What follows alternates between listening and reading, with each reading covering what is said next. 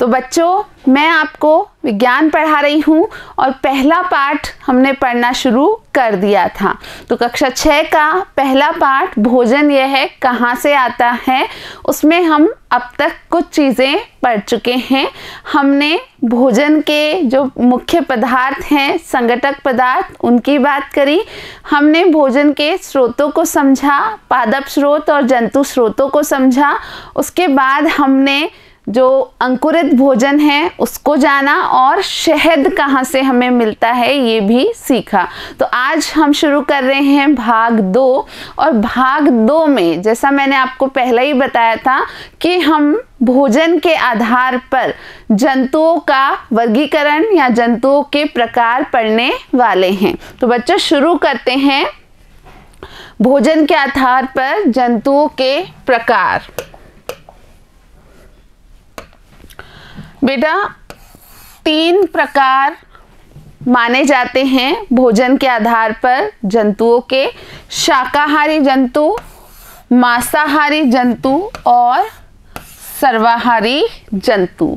शाकाहारी, मांसाहारी और सर्वाहारी। बहुत आसान है बच्चों, समझना है आप इसको, इस चीज़ को कि शाकाहारी कौन होते हैं, मांसाहारी कौन होते हैं और सर्वाहारी कौन होते हैं।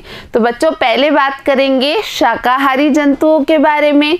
शाकाहारी जंतु कौन हैं? ऐसे जंतु जो सिर्फ पौधों को या पादप उत्पादों को, यानी पौधों के उत्पादों को ही खाते हैं, उनको हम क्या कहते हैं? शाकाहारी जंतु कहते हैं। इसका हम उदाहरण लें तो हिरण हो गया, गाय हो गई। ये 2 उदाहरण मैंने लिखे हैं, आपको भी कुछ उदाहरण सोचने हैं बच्चों। तो ये सिर्फ पौधों को ही खाते, क्योंकि शाकाहारी में शब्द आ रहा है शाक, और शाक शब्द जो है वो पौधों के लिए, सब्जियों के लिए उपयोग में आता है। तो शाकाहारी जंतु कौन हुए? वे सभी जंतु जो अपने भोजन में सिर्फ पौधे को या पौधे के उत्पादों को ही ग्रहण करते हैं।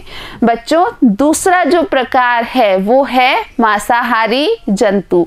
मांसाहारी जंतु कौन हैं? जो मांस ग्रहण करते हैं। और मांस कहाँ से प्राप्त होता है? अन्य जंतुओं से प्राप्त होता है।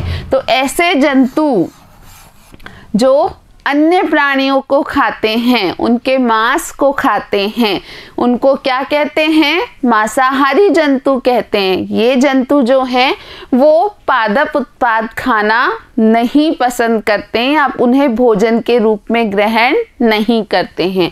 तो मांसाहारी जंतु में उदाहरण आप याद रखेंगे, शेर, बाघ या अन्य जो जंगल में रहने वाले जंतु होते हैं, उनमें अधिकतम जंतु क्या होते हैं? मांसाहारी होते हैं।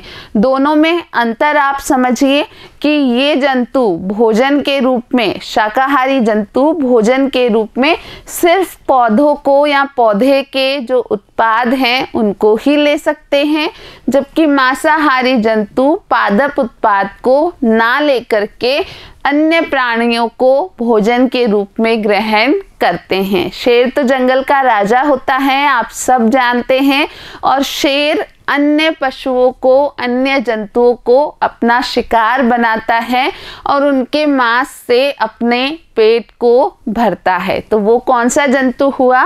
मांसाहारी जंतु। उसके बाद आते हैं सर्वाहारी जंतु। तो सर्वाहारी यानी जो आहार में सब कुछ ग्रहण करते हैं। ये जंतु शाकाहार वाला और मांसाहार वाला दोनों प्रकार का भोजन करते हैं। तो ऐसे जंतु जो पादप उत्पाद और जंतु दोनों को ही भोजन के रूप में लेते हैं, ग्रहण करते हैं, उनको हम क्या कहते हैं? सर्वाहारी जंतु कहते हैं। तो ऐसा आपको याद रखना है कि सर्वाहारी जंतु हर प्रकार का भोजन लेते हैं, भले ही वो पादप से प्राप्त होता हो या भले ही वो अन्य जंतु को भी भोजन के रूप में ले सकते हैं।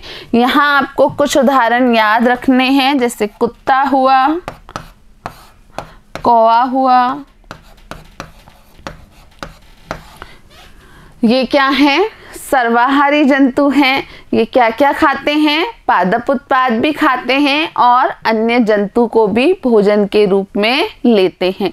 तो ये बेटा छोटी सी बात आपको ज़रूर याद रखनी है कि शाकाहारी जंतु कौन है, मांसाहारी जंतु कौन है और सर्वाहारी जंतु कौन होते हैं। तो आपका ये पहला पाठ यहाँ ख़त्म होता है बच्चों। पहला पाठ में भोजन यह कहाँ से आता है में आपने कुछ महत्वपूर्ण चीज़ों को सीखा और इनसे संबंधित जो भी प्रश्न हैं आपकी पुस्तक में जो दिए हैं उनका अभ्यास हम अगले भाग में करने वाले हैं। तो बच्चों अब तक आपने जो सीखा उसको दोहरा लेते हैं। हमने क्या क्या सीखा? हमने ये सीखा कि संगठक पदार्थ क्या होते हैं।